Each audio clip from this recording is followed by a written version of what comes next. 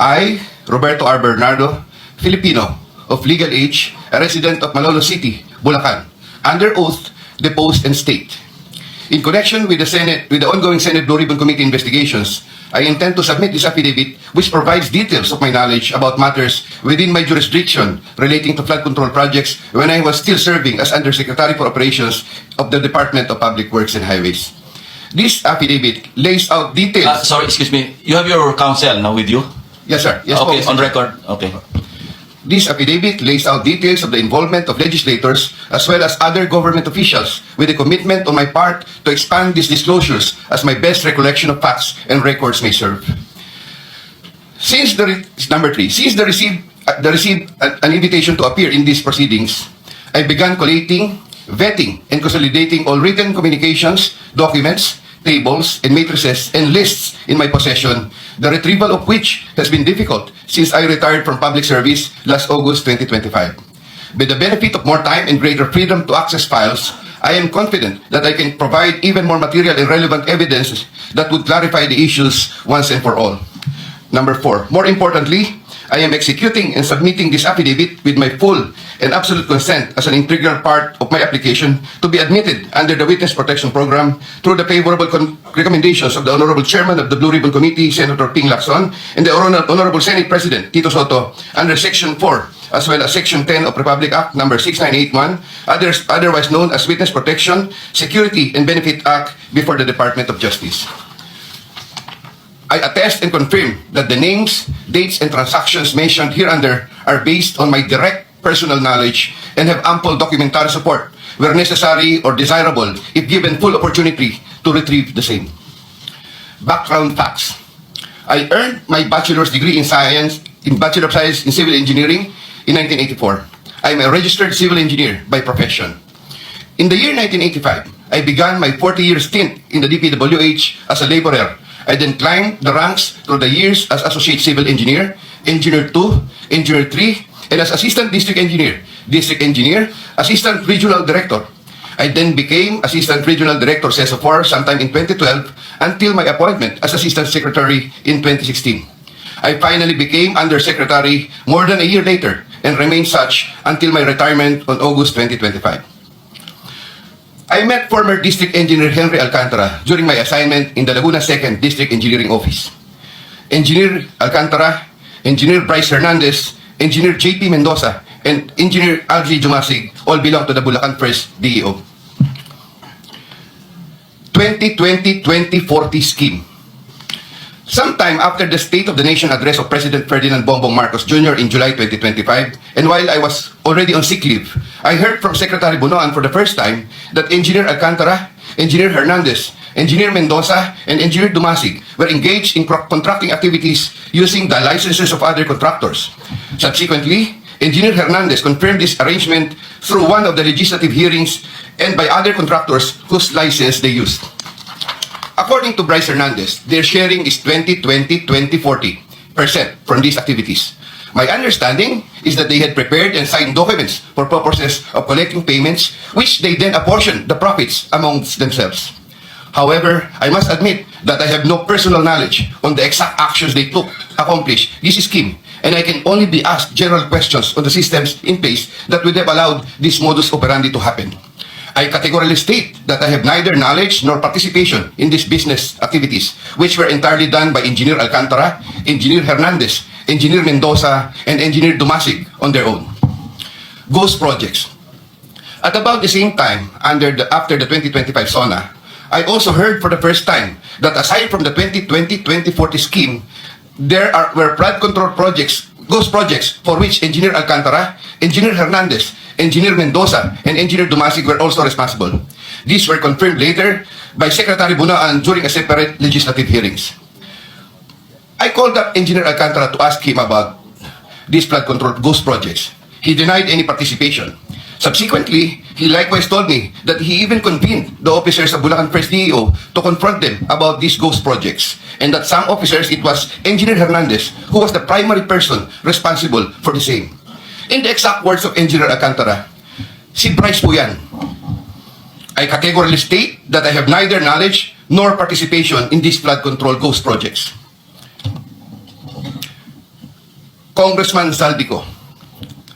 My personal knowledge regarding Congressman Saldico are set out as follows.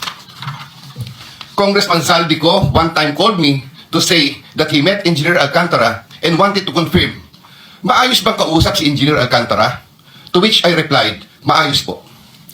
Engineer Alcantara then told me that Kong Saldico was asking for a 25% commission, and out of that amount, 2% was to be shared equally between Engineer Alcantara and myself.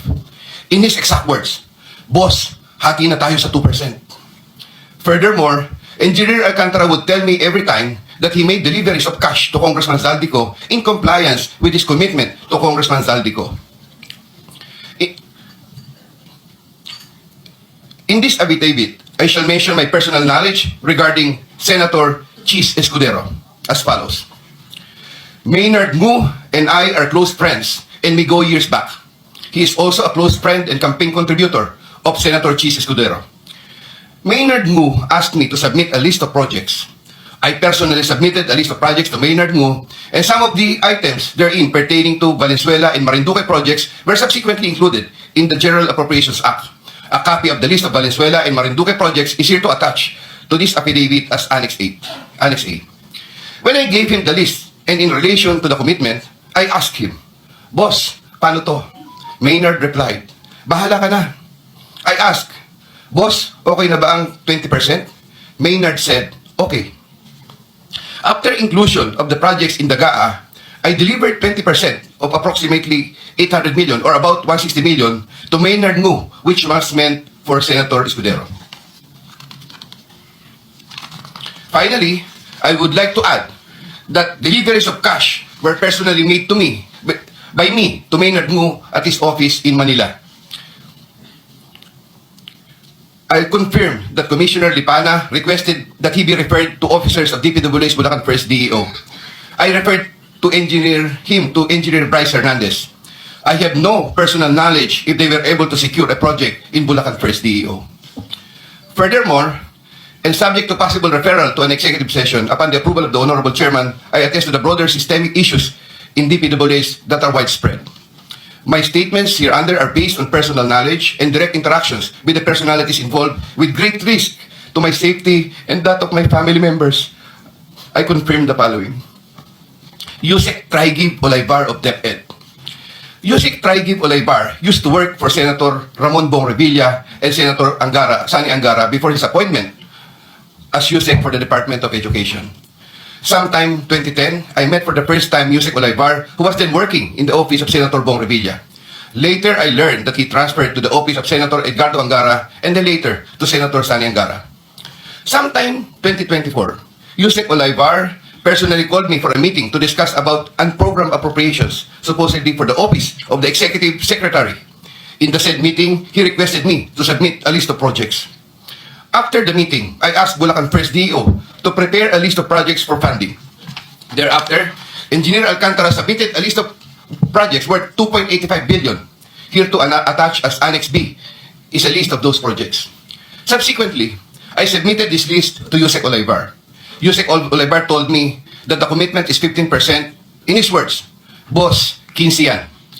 Thereafter, the DPWS received a special allotment release order for 2.85 billion for the projects listed in Annex B. Engineer Alcantara, from time to time, would collect and deliver the agreed 15% commitment to me, which I delivered or caused to be delivered to Usec Olaybar in Magallanes, Makati, and other places.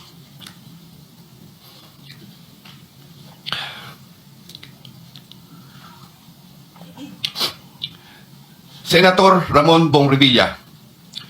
Sometime in the year 2024, Senator Revilla and I met where I gave him a list of projects given to me by Engineer Alcantara.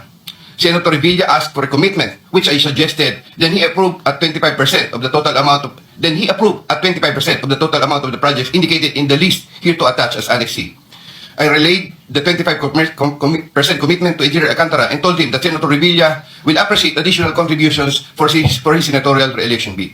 Engineer Alcantara collected the 25% commitment, or about 125 million, which was turned over to me and then delivered to Senator Revilla in his house in Cavite. Senator Nancy Binay. Sometime in the year 2024, Carlin Villa, a staff of trusted confidant of Senator Binay, called me and asked for a commitment which was set at 15% of the total amount of the projects indicated in the list here to attach as Annex D. I relate the 15% commitment to Engineer Alcantara. Engineer Alcantara collected 15% commitment, or about 37 million, which was turned over to me, and which I then delivered to Senator Binay at a house in Quezon City. Given the complexities of the transactions and personalities involved, I humbly reserve the right to submit a supplementary affidavit if warranted in the premises. I attest to the truth of the foregoing statements based on my personal knowledge and authentic records. In witness Ho, I will be affixing my signature this day of September 2025 here, Mr. Chair.